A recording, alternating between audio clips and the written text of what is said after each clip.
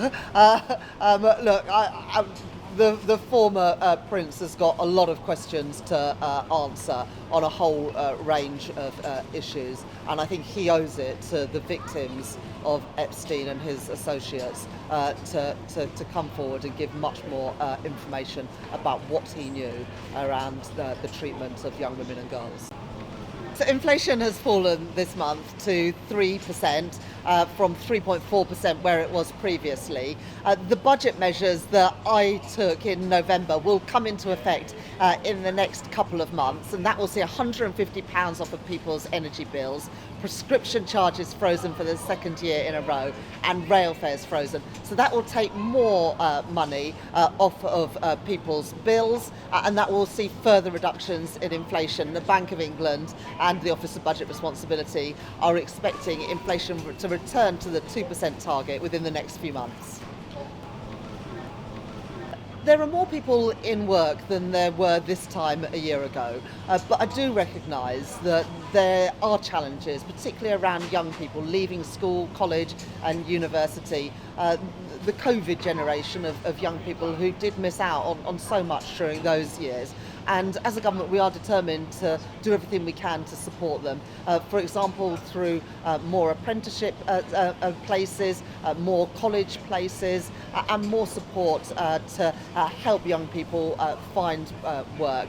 But at the same time, we value the fact that wages over the last year and a half have risen at a faster rate than prices, and that is something that didn't happen under the previous Conservative government, which is what contributed to the terrible cost of living challenges that people face. So we want to get that balance right. People deserve a fair day's pay for a hard day's work, but we also need to do more to ensure that young people have those opportunities. But our plan to bring down inflation, to bring down the cost of borrowing, that is working. We'll see more evidence of that in the months ahead when those budget measures that I took in my budget last year come through. Inflation moving back towards target, 6 cuts so far in interest rates, creating the conditions for investment and growth in our economy.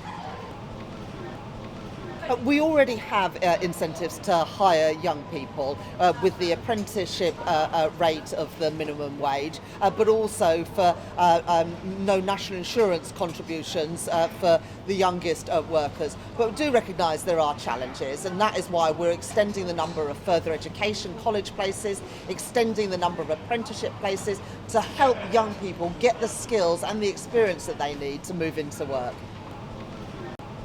So I'm proud to be the Chancellor who has found the money for the biggest uplift in defence spending since the end of the Cold War.